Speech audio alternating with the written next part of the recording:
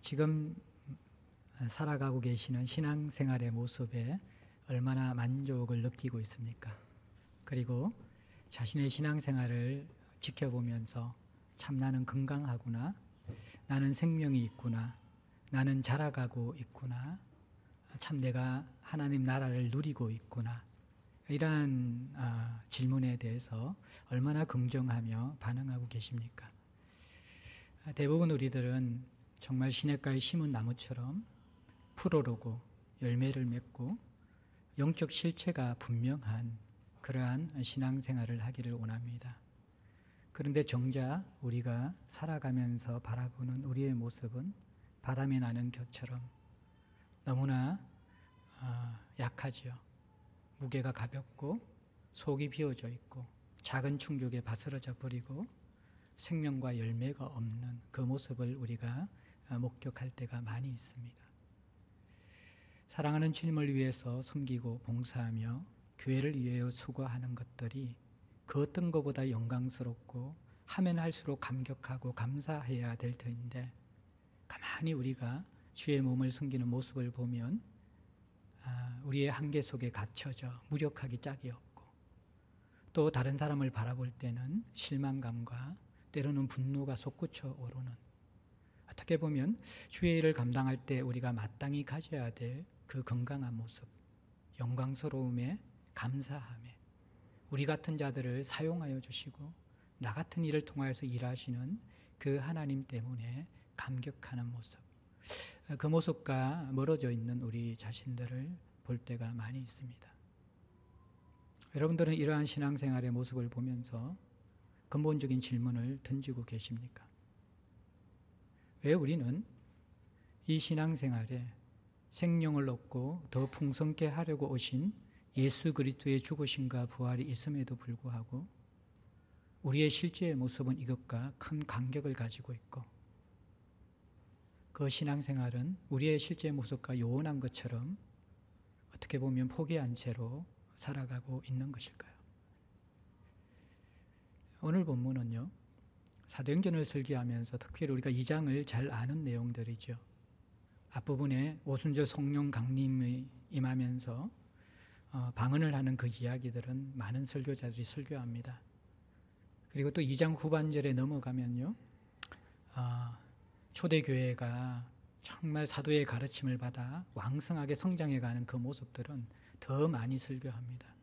또 심지어는 제가 지난주에 다루었던 본문들, 성령 강림의 사건이 요엘의 예언의 성취라는 것들, 이 오순절 성령 강림의 사건을 베드로가 그 6월 오순절날 디아스포라 유대인들, 경건한 유대인들이 와서 그것을 목격하고 도대체 이것이 어찌 된 일이냐, 이들이 아침 일찍부터 술에 취해 있는가, 어떤 사람은 조롱하고 어떤 사람은 이 영적 현상이 도대체 무엇 때문에 일어난 것인가 궁금해하는 사람들에게 요엘이 예언한 것이다, 그 구약의 예언이 성취된 것이다, 이건 역시 우리가 성령에 대한 메시지를 들을 때는 자주 듣습니다. 근데 많은 설교자들이 오늘 우리가 읽었던 이 사도행전 2장 22절부터 36절, 이 사건들은 이미 알고 있는 예수 그리스도에 대한 복음의 사건이기 때문에 간단하게 다루든지 쉽게 스킵하면서 넘어가 버리는 본문입니다. 근데 여러분들이 이 사도행전 2장의 문맥을 제대로 알면 오늘 이 본문은 너무나 중요한 문맥이라는 것을 보셔야 됩니다. 앞구절에 성령에 강림한 것이 중요한 것이 아니라, 뒷구절에 초대교회가 이렇게 성장한 것이 중요한 게 아니라, 오늘 본문을 간통하지 않고는 사도행전의 2장의 역사가 설명될 수도 없고 열매가 일어날 수 없다라는 것을 여러분들이 깨달아야 되는 것이죠. 그것이 무엇입니까? 베드로는 이 오늘 본문을 통해서 너희들이 오순절날 성령이 강림한 것들에서 궁금해하지, 그것이 요엘이 예언한 것이 성취된 것이야. 그러나 이 오순절 성령 강림 사건을 해석하는 더 중요한 중심 주제가 있는데, 그것은 바로 이 오순절 성령 강림 사건이 너희들이 알고 있는 예수 그리스도와 연관된 사건이라는 것입니다. 그러면서 너희들이 이 오순절 성령 강림 사건을 제대로 이해하기 위해서는 너희들의 신앙생활에 예수가 누구인가 부딪혀야 된다라는 거예요. 오늘 36절의 결론으로 베드로가 선언하는 너희들이 십자가에 못 박아 죽인 그 예수 그리스도가 하나님이 살리셔서 주와 그리스도가 되게 하셨다라는 이 선포가 우리의 신앙에 어떤 의미를 가지는지, 그 예수와 운명적인 조우, 운명적인 만남, 부딪힘들이 있어야지만이 신앙의 근본적인 전환이 일어난다라는 거예요. 우리가 마가복음을 주님 앞에서 받으면서 예수님께서 유월절 날 들어오셔서 심판하셨죠. 무화과 나무를 저주하실 때 겉으로 보기에는 잎사귀가 무성하지만 열매를 맺지 못하는 무화과 나무, 뿌리채 말라 비틀어진 그 무화과 나무가 이스라엘 종교의 실상이었습니다.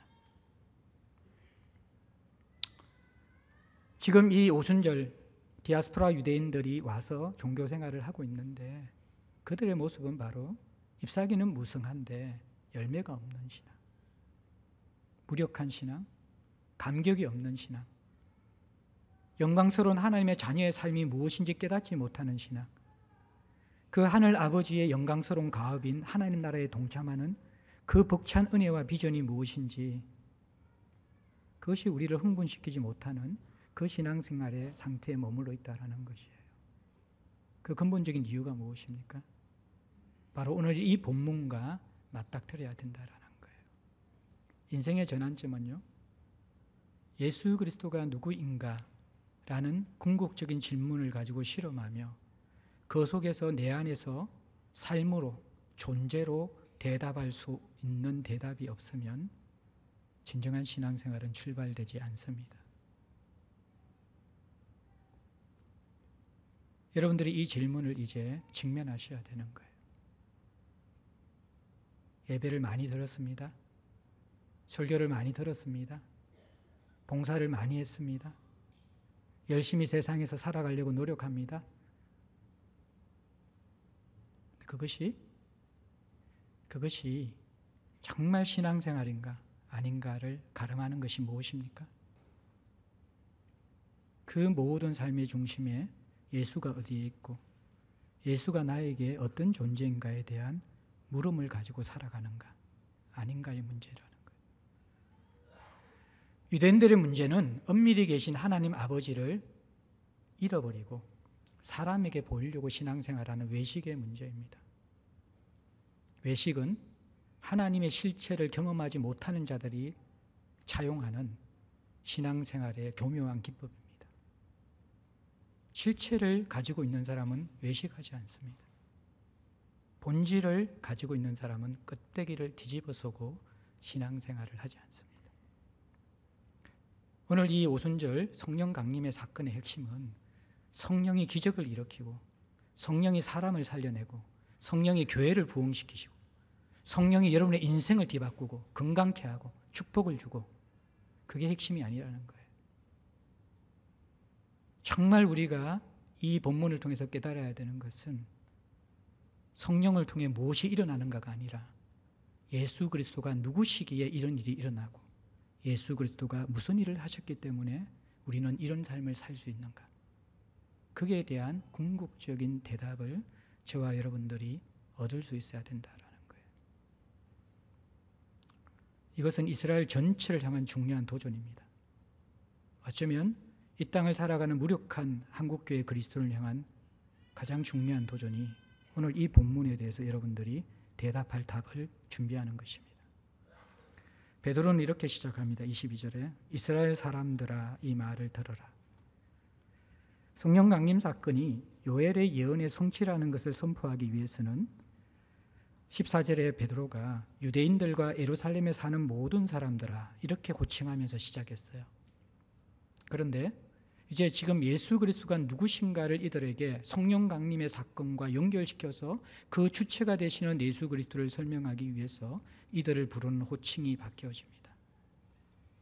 너희들은 지금 성령 강림의 현상이 중요한 것이 아니라 근본적인 신앙의 전환점이 일어나야 되는데, 그 전환점이 뭐냐 그러면 사실은 이 이스라엘이라는 호칭 속에 복선이 깔려져 있는 것입니다. 이스라엘은 유대 민족의 국가의 이름일 뿐만 아니라 그 시초가 무엇입니까? 야곱이 야복강강에서 하나님을 만나면서 하나님이 계명시켜 주신 이름이 이스라엘이라는 것이죠. 이스라엘은 무엇을 상징합니까? 그동안 자기 깨와 자기 힘으로 살아오던 야곱이 없어지는 것이에요.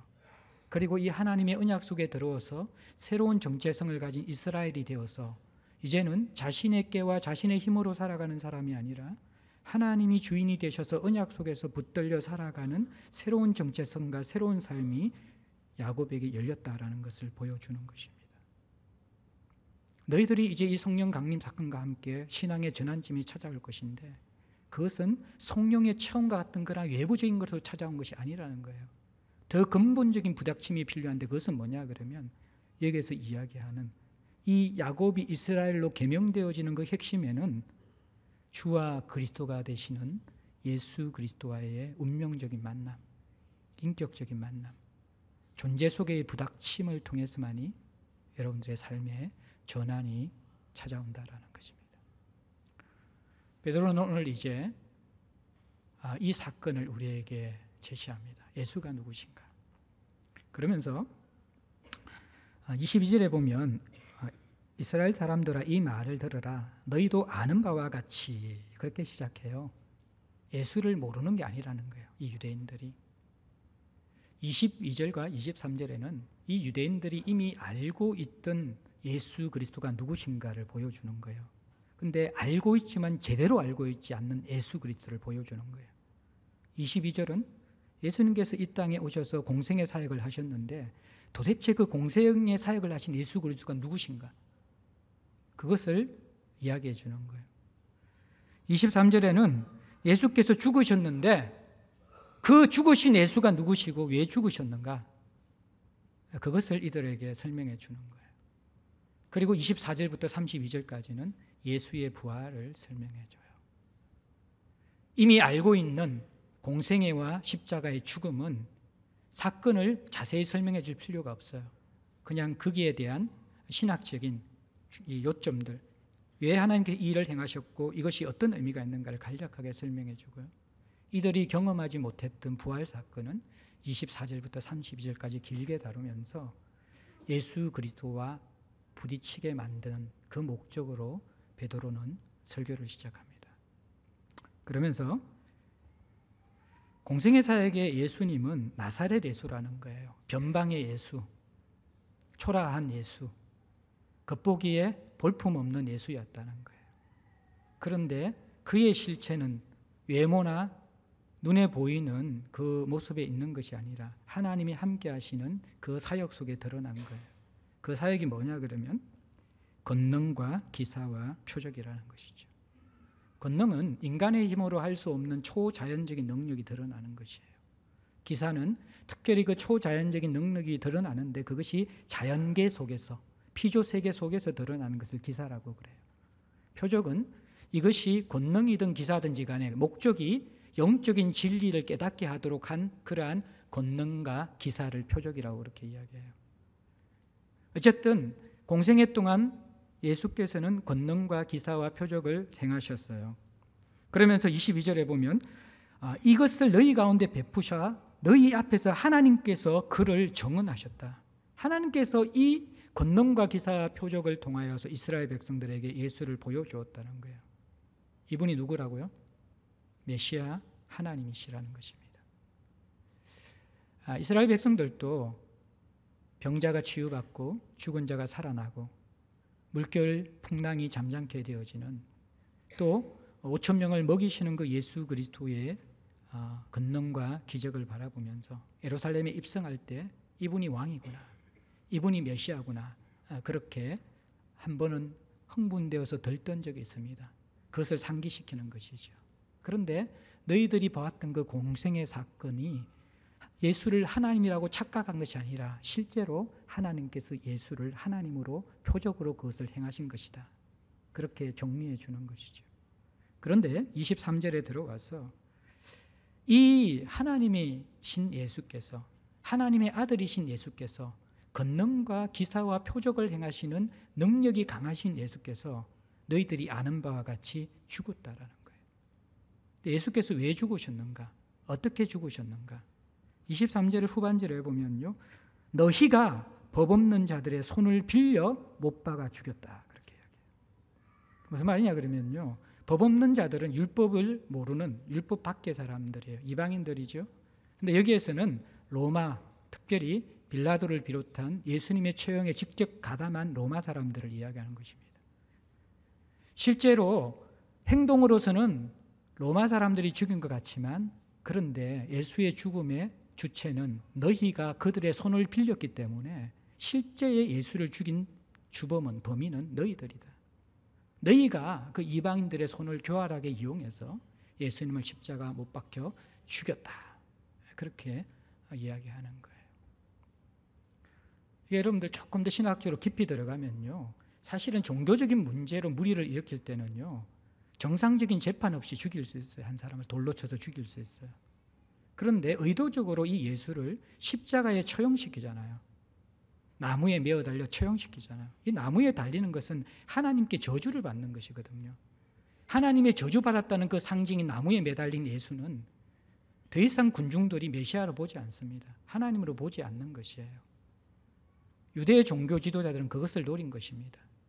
아무도 모르게 처형시킬 예수가 아니라 오히려 그러면 백성들이 더 반발할 수 있기 때문에 모든 사람들이 보는 들 앞에서 교묘하게 로마의 힘을 빌어서 십자가에 못 박아 처형시키는 것이죠. 그런데 베드로의 예수의 죽음에 대한 근본적인 이유는 더 나아갑니다. 1차적으로 로마 사람? 아니야, 틀렸어. 예수 죽인 것은 너희들이야. 그런데 사실은 그것도 아니야. 23절 전반절에 보세요. 그가 하나님께서 정하신 뜻과 미리 아신 대로 내준 바 되었다라는 거예요. 십자가의 죽음에 예수가 내어 죽게 된 것이 그 주체가 누구예요? 하나님께서 정하신 뜻 안에 있는 것이었고, 예수의 죽음은 우연이 아니라 이미 하나님께서 알고 계신 계획 속에 있었다라는 것입니다. 그래서 이 예수의 십자가의 죽음을 완전히 다르게 해석해 주는 것이죠. 그들은 객관적인 사실만 알고 있습니다. 예수님이 로마 사람들에게 죽었구나. 그러나 더 깊은 심려는 너희들이 죽인 것이야. 그런데 사실은 예수는 하나님이 죽이신 것이야. 이게 예수 십자가의 죽음에 대한 베드로의 설교의 내용이라는 거예요. 이들은 깜짝 놀랄 겁니다. 왜 하나님이 죽어야 되지? 자기들이 죽였다는 것도 큰 죄책감이잖아요. 그런데 하나님의 아들을 하나님이 죽였다는 것은 더 큰 충격이 되는 것이죠. 십자가 사건은 그들의 종교성 속에서는 이해할 수 없는 신비의 사건입니다. 그런데 그 속에서는 너희들이 모르는 하나님이 정하신 뜻이 있고 하나님의 목적이 있다라는 거예요. 그리고 그 목적은 예수를 십자가의 죽음으로 끝내는 것이 아니라 궁극적으로 부활로 완성되는 것이라는 거예요. 부활로 완성되는 것. 그래서 이제 부활을 설명하는 거예요. 24절부터 32절에 베드로는 부활을 설명하기 위해서 다윗이라는 인물을 등장시킵니다. 베드로는 그 당시 유대인들에게 영향력이 없는 사람입니다. 종교 지도자도 아니었고 그들을 설득할 만한 권위를 가진 사람도 아닙니다. 그런데 이제 24절부터 32절에 앞에 있는 이 예수의 공생애와 십자가의 죽으심은 너희들이 본 의미는 모르지만 그러나 이미 목격했던 사실이기 때문에 내가 왜 이러한 공생애와 십자가의 죽으심이 있었는가만 설명해 주겠다. 그런데 부활은 좀 다른 문제다. 32절에 보면 이 예수를 하나님이 살리신 이 부활은 우리가 다 이 일의 정인이다. 예수의 공생애와 죽으심은 너희도 다 아는 일이지만 부활은 우리만 아는 일이라는 거예요. 부활은 제자들과 500여 형제만 경험한 사실입니다. 그래서 이 사실은 이들이 아직까지 모르고 있는 예수에 대한 이야기이기 때문에 이것을 이야기할 뿐만 아니라 이 부활이 사실이라는, 그들이 믿을 수 있는 사건이라는 입증을 해야 되는 것이 바로 베드로의 책임이라는 거예요. 그 속에 베드로는 다윗을 등장시킵니다. 다윗은 모세와 함께 유대인들이 가장 존경하는 지도자인 것이죠. 그런데 사실 예수님의 이 부활 사건은 너희들이 그렇게 존경하는 다윗 왕의 시편 속에서 예언되어진 것, 다윗 왕이 이미 성경에서 미리 이야기한 것이 성취된 사건이 예수의 부활이다 라고 이야기하면서 이 예수의 부활을 그들의 입장에서 받아들일 수 있는 다리를 놓는 것이죠. 그러면서 그렇게 이야기합니다. 시작을 24절에 하나님께서 그를 사망의 고통에서 풀어 살리셨으니 이는 그가 사망에 매여 있을 수 없습니다. 왜 하나님의 아들이 죽어야 하는가? 하나님이 왜 또 그를 죽으셔야 하는가? 너희들이 아직 모르지만 하나님의 깊은 작전과 계획 속에는 하나님이 예수를 죽이는 게 목적이 아니라 죽음에서 부활시키는 것으로 구속사역을 완성하는 것이 목적이라는 거예요. 그러면서 예수의 신분은 죽을 수 없는 분이라는 거예요. 그것을 부활로 입증했다는 거예요. 사망에 매여 있을 수 없는 것. 사망에 매여 있다는 것은 짐승이 덫에 걸려서 움직이지 못하는 그 상태거든요. 예수는 사망의 덫에 걸려서 움직이지 못하는 그런 존재가 아니라는 거예요. 왜냐 그러면 그는 사망과 상관없는 존재이기 때문에. 사망은 율법적으로 보면 죄의 삭시입니다. 죄인들이 받아야 될 몫이 사망이에요. 그런데 예수께서는 무죄하시기 때문에 사망의 덫에 매여 있을 수 있는 그러한 존재가 아니라는 거예요. 그분의 삶과 그분의 존재의 성품 자체가 무죄하기 때문에 사망과 상관없는 분이라는 거예요. 그래서 그분은 사망과 매여 있을 필요가 없어요. 그리고 뿐만 아니라 하나님은 무한한 분이기 때문에 죽음을 경험하지 않는 분이에요. 사망에 매여 있을 수 없는 분이라는 거예요. 결국 부활은 뭐냐 그러면 예수께서 무죄하시고 예수께서 죽음과 상관없는 하나님이라는 것을 우리에게 선포하는 사건이 부활이라는 거예요. 그래서 그는 사망에 매여 있을 수 없다라고 선포하는 거예요. 그러면 왜 사망에 매여 있을 수 없는 하나님이 무죄한 분이 십자가에서 돌아가시는가? 그것을 깨달아야지 너희들이 복음 안으로 들어온다라는 거예요. 그 속에 우리 죄를 사하시는 구속의 은혜, 그 은혜가 있다라는 것입니다.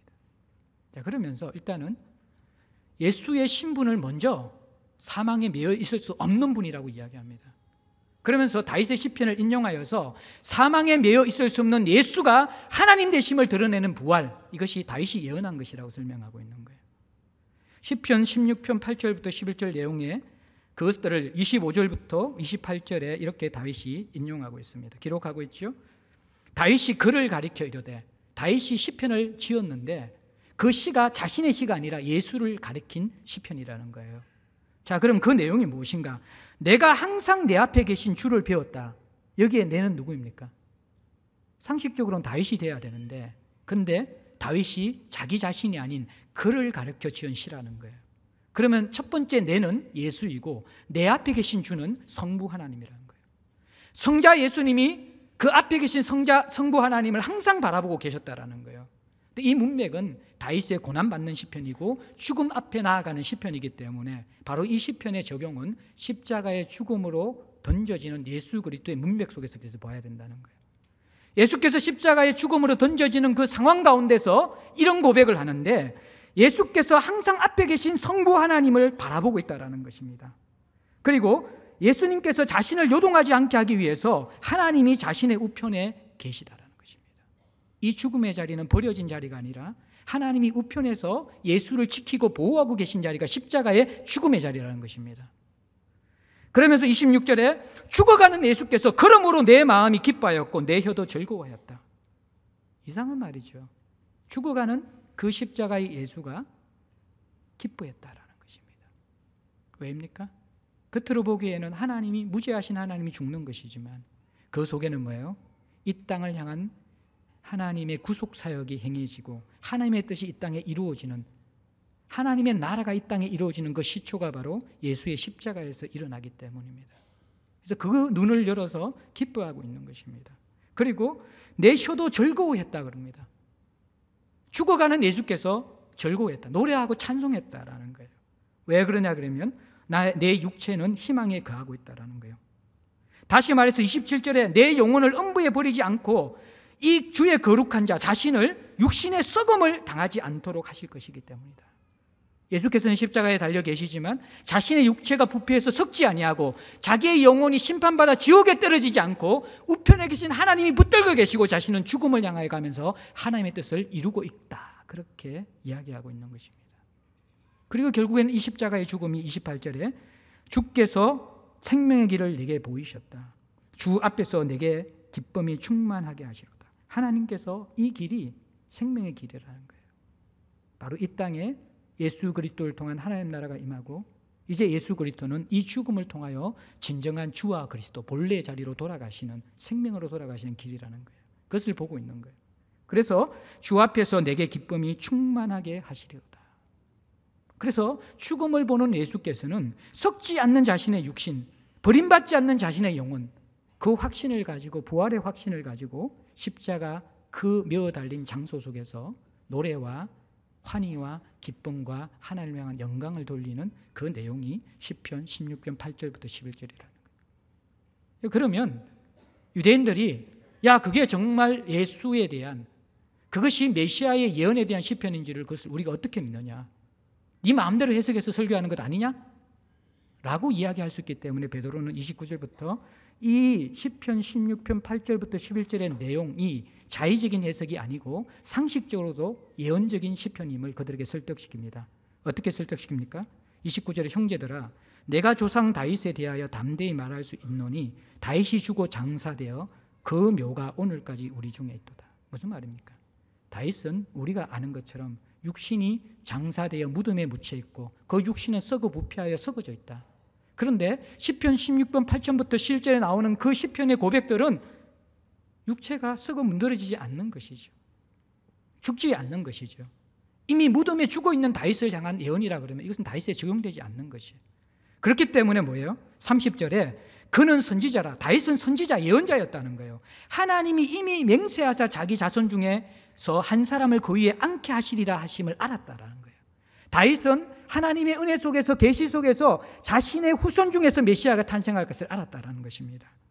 그리고 그것을 31절에 미리 보았다라는 거예요. 그래서 그는 구약에서 그리스도의 부활을 말했다라는 거예요. 예수께서 음부에 버림이 되지 않고 예수의 육신이 썩음을 당하지 아니하시리라 하더니, 이것을 바로 다윗이 그 성령의 계시를, 하나님의 계시를 통해서 깨닫고 예언되어진 예수의 부활에 대한 시편의 예언이라고 그렇게 이야기하고 있는 것입니다. 그래서 이 예수를 다시 살리셨고, 하나님이 살리셨고, 우리는 그 예수를 직접 40일 동안 목도하고 보았고 만지면서 교제했던 부활하신 예수님을 만난 정인이 바로 우리들이다 라고 지금 유대인들에게 선포하고 있는 것입니다. 아마 이 베드로가 성경에 대한 이런 깊은 학식을 어떻게 가졌을까? 대부분 성경학자들은 예수님이 공생의 기간 또는 부활하시고 40일 동안 성천하기 직전에 부활과 성령에 대한, 하나님 나라에 대한 집중적인 가르침을 제자들에게 했을 것이라고 생각되어져요. 그래서 요엘의 말씀도 어쩌면 예수님의 40일 동안의 그 특별한 하나님 나라 학습 기간 가운데 제자들에게 선포되어진 그러한 내용일 수 있을 거예요. 그러니까 베드로가 일어서서 선포했지만 11제자가 다 같이 서서 베드로와 함께 그 메시지에 힘을 실어주는 건 뭐예요? 그들도 이미 알고 있고 동감하고 있다는 내용이라는 거예요. 마찬가지로 이 시편 16편도 베드로가 자기적으로 해석하는 게 아니라 어떻게 보면 배경적, 더 깊이 묵상해 볼 때 예수께서 이 본문을 미리 제자들에게 해석해 줄 가능성이 굉장히 높은 것입니다. 그러면서 예수께서 해석해 주신 자신에 대한 부활의 그 사건들, 그리고 그들이 가장 신뢰하는 다윗의 예언을 가지고 지금 이 디아스포라, 경건한 유대인들에게 너희들이 십자가에 못 박아 죽인 예수님께서는 사실은 살아나셨다라는 거예요. 살아나셨다. 하나님이 살리셨다라는 거예요. 이것을 선포하고 있는 것입니다. 그리고 나서 이제 살아나신 예수 그리스도가 이 땅에 하나님의 아들로 오셔서 하나님 나라를 선포하시고 드러내 보이시고 우리 죄를 위해서 십자가에 죽으시고 그분의 하나님 되심과 구속 사역이 완성되어심을 선포하기 위해서 그분은 살아나셨잖아요. 살아나셨어요. 그래서 이제 베드로는 이들에게 이 말을 하는 것이죠. 36절만 같이 한번 읽어보겠습니다. 36절 시작. 그런즉 이스라엘 온 집은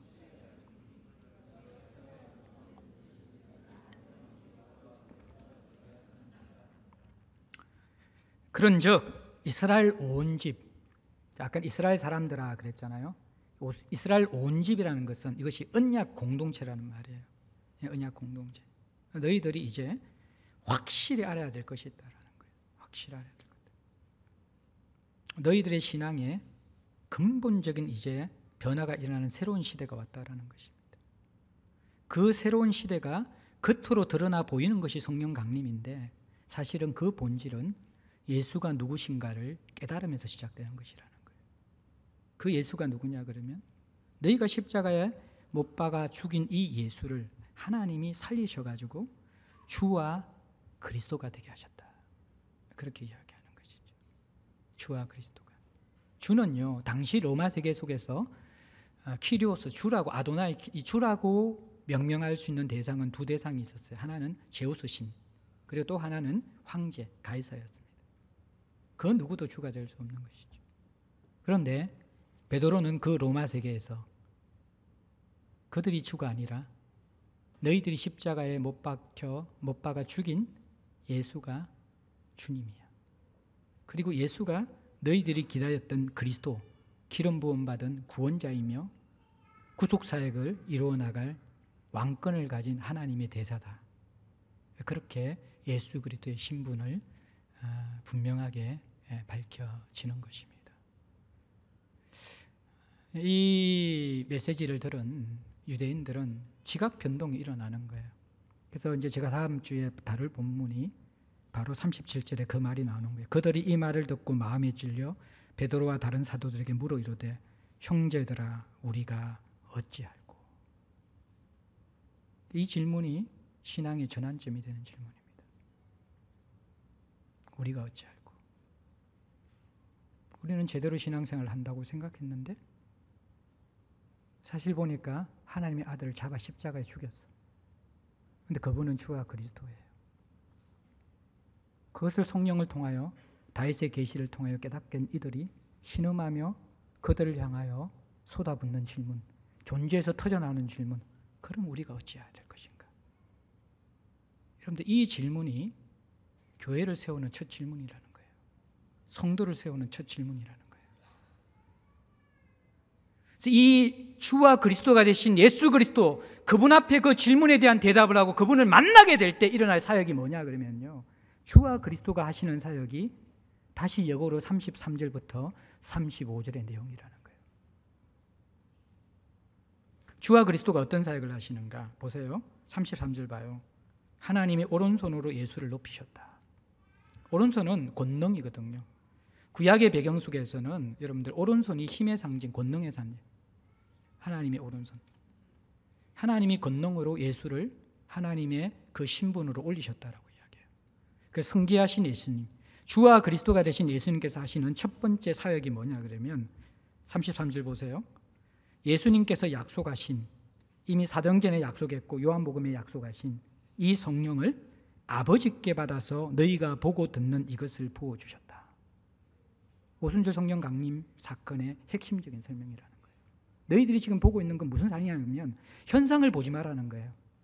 그것이 중요한 것이 아니라 이 본질은 뭐냐 그러면 이것은 이제 예수께서 주와 그리스도가 되셨고 그분의 나라가 시작되어졌고 그분의 통치가 시작된 것을 보여주는 것이라는 거예요. 예수 그리스도가 누구신지 모르면 이 사건은 의미가 없는 것이에요.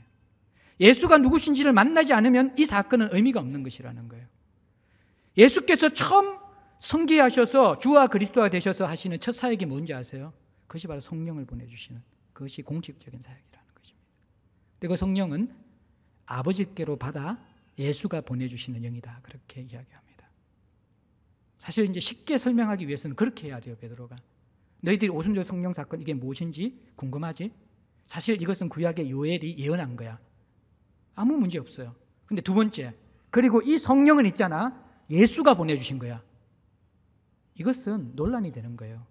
이들에게 예수가 누군지 아직까지 인식되지 않았어요.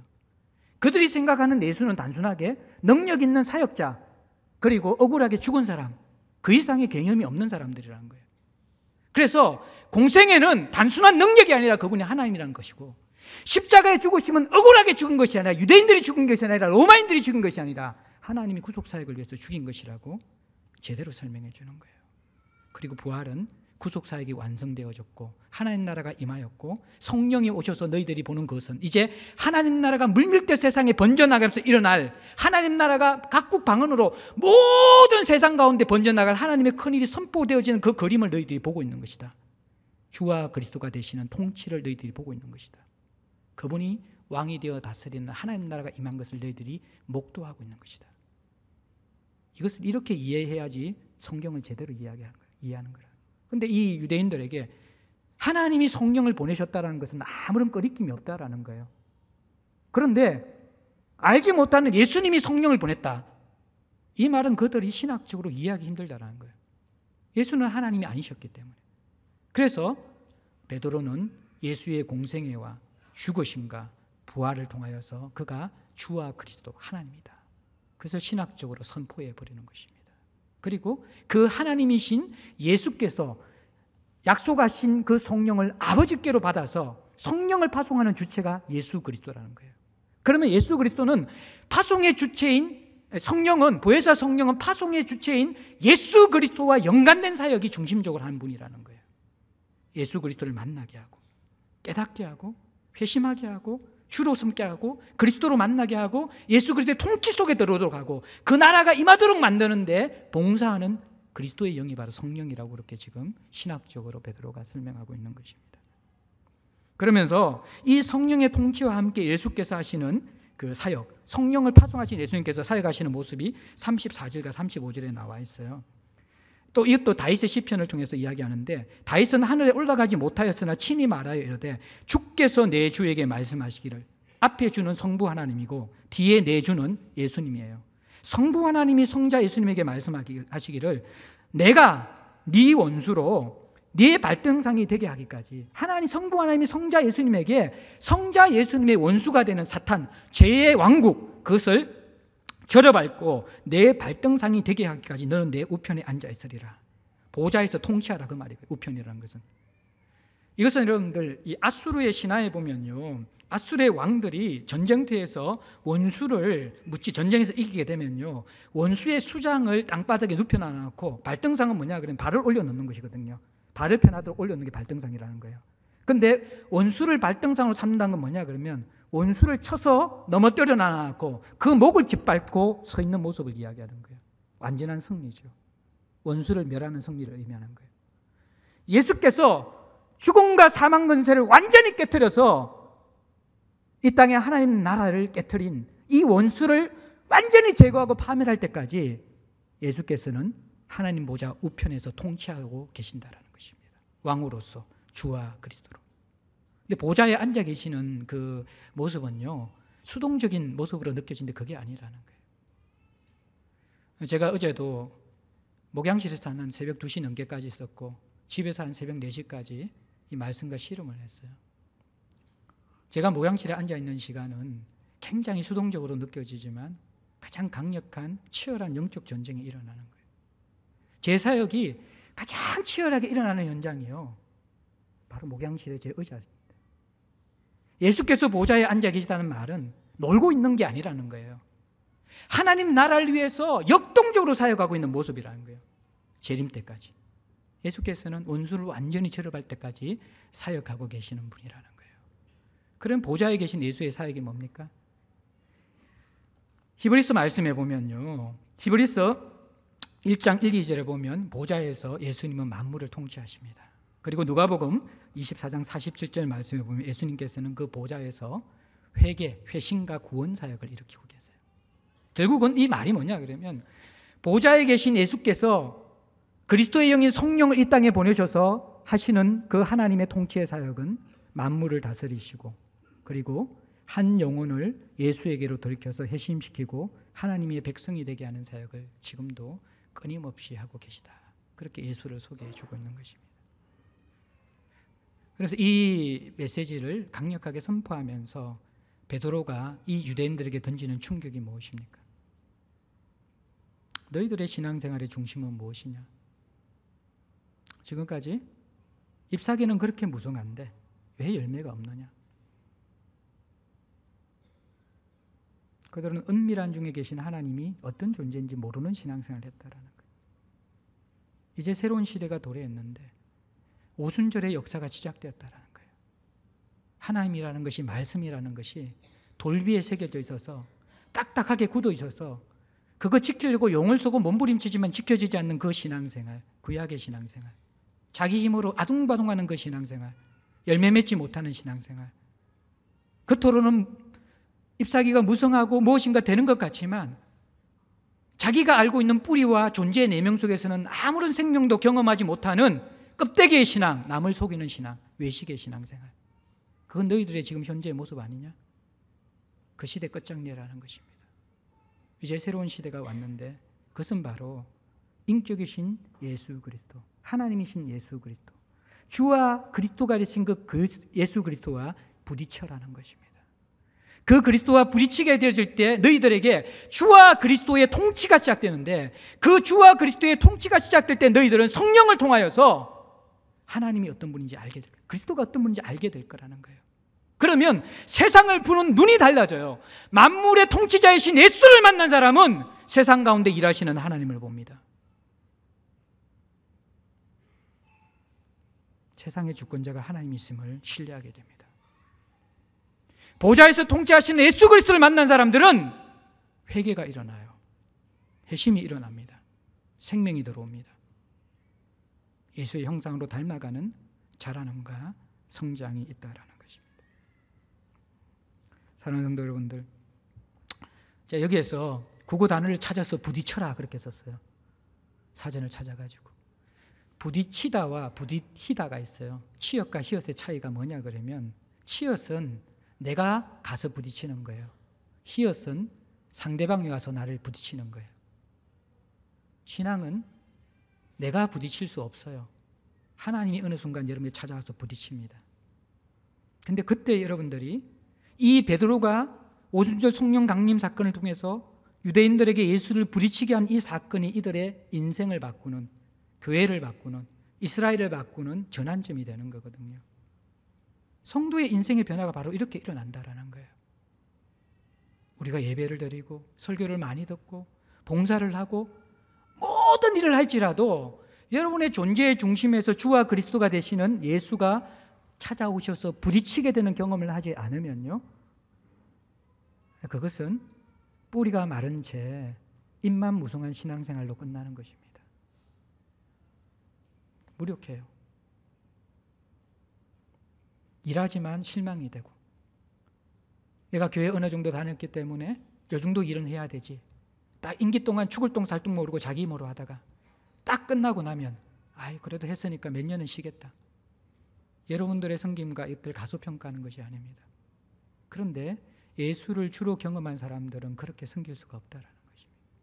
그렇게 신앙생활을 할 수 없다라는 것입니다. 여러분들은 신앙생활의 전환점, 예수가 부딪혀 와서 여러분의 삶의 기초를 흔들어 놓는 그 경험들을 하셨습니까? 그 질문에 여러분들은 반응한 적이 있습니까? 그것이 없이는 우리의 신앙생활의 실체가 시작될 수 없는 것입니다. 우리는 처음에는 내 필요가 무엇인가 라는 질문으로 신앙생활을 시작합니다. 필요한 것이죠. 우리는 피조물이기 때문에, 의존적인 존재이기 때문에 그렇게 나아가야만 합니다. 그런데 그것으로 신앙생활을 끝까지 할 수 없습니다. 또 우리가 하나님 나를 위해 죽으셨고 사랑하신다고 그러고 하나님 나라가 내 인생의 목적이라 그러니까 여러분들 그것을 목표로 삼아서 이것저것 섬기고 신앙생활을 하십니까? 그것이 전부 다가 아닙니다. 신앙은요, 내가 아젠다를 세우고 계획을 세우고 이만큼 해야 되겠다고 하는 것 아니에요. 그것은. 신앙은요, 하나님이 내 근본적인 존재를 흔들어서 예수가 주와 그리스도가 되셔서 내 인생을 전복시켜서 전혀 새로운 인생으로 이끄는 것이 신앙생활입니다. 여러분들은 예수를 인격적으로 대한 적이 있고 그분에 대해서 때로는 분노하고 때로는 실망하고 때로는 삿대질하고 실험하고 싸운 적이 있습니까? 또 여러분들이 예수 그리스도를 향하여서 그 실험과 싸움과 번민과 회의 끝에서 여러분에게 부딪혀온 예수 그리스도를 만난 경험이 있으십니까?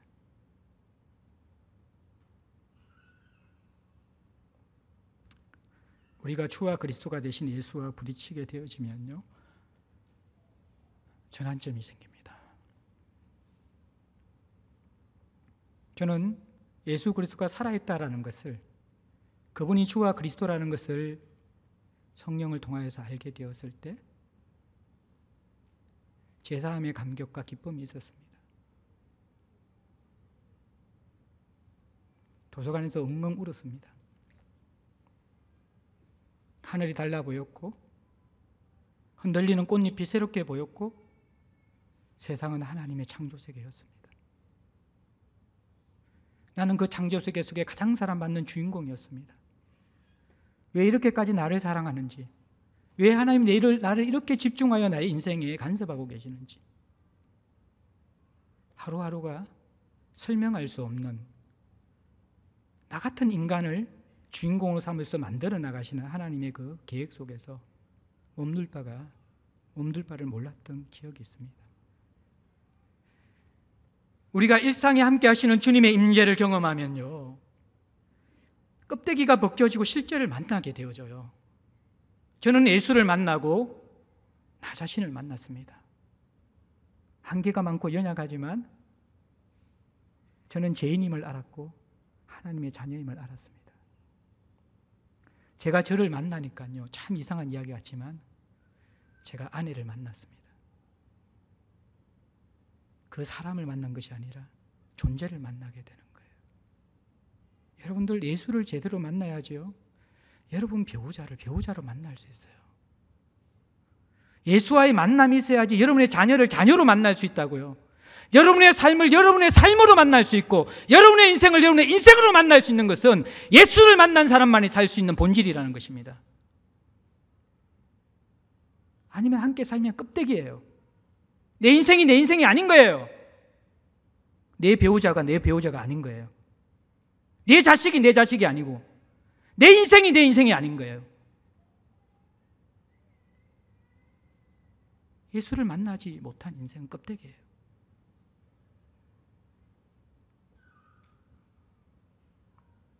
예수를 만나면요, 바뀌어져요.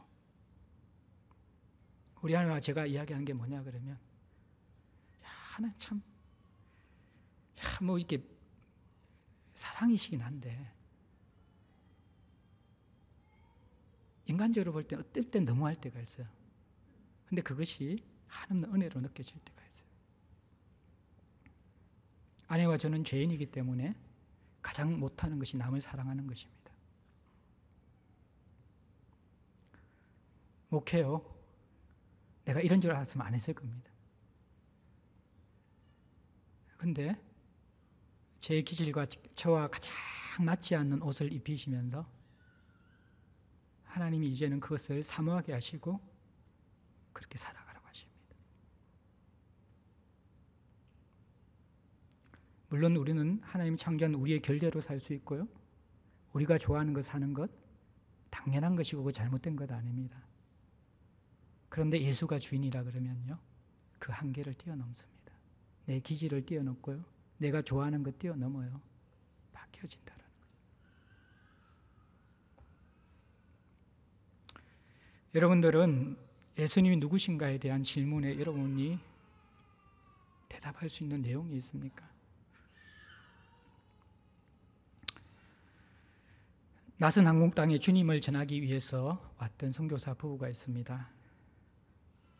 민노아라는 선교사님 부부인데요,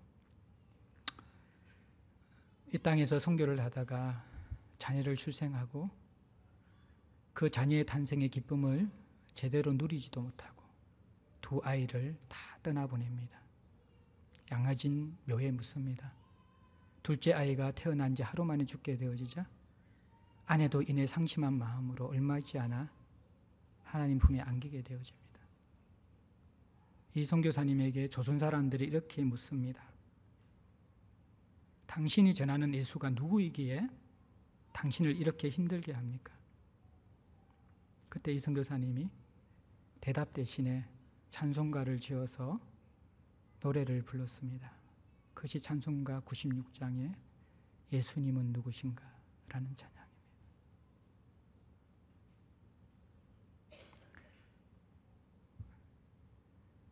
예수님이 누구신가? 예수님이 누구시기 때문에 내 인생이 왜 이렇게 괴로운가를 설명할 수 있어야 돼요. 예수님이 누구시기에 내 인생이 이렇게 행복한가를 설명할 수 있는 것이 그리스도입니다. 예수님이 누구시기에 광야와 같은 인생을 살면서도 불안하지 않는 것, 설명할 수 있는 것이 그리스도인입니다.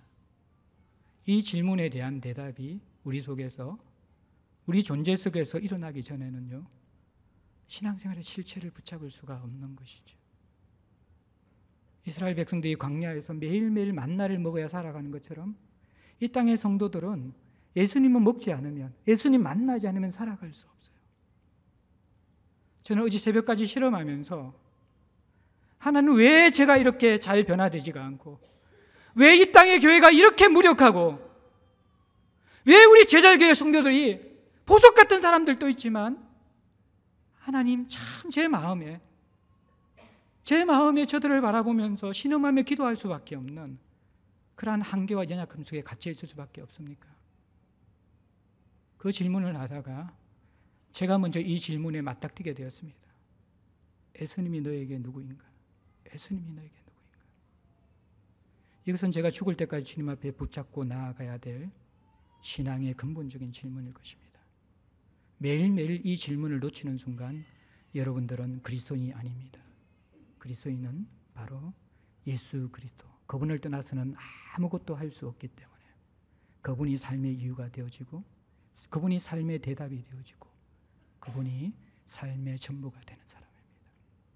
우리 그 민노아 선교사님이 찬송을 만들게 된 배경 동영상이 나옵니다. 조금 시간이 많이 조금 지난 것 같아서 좀 틀어주시면서 우리 헌금위원들 좀 소개해 주시기 바랍니다.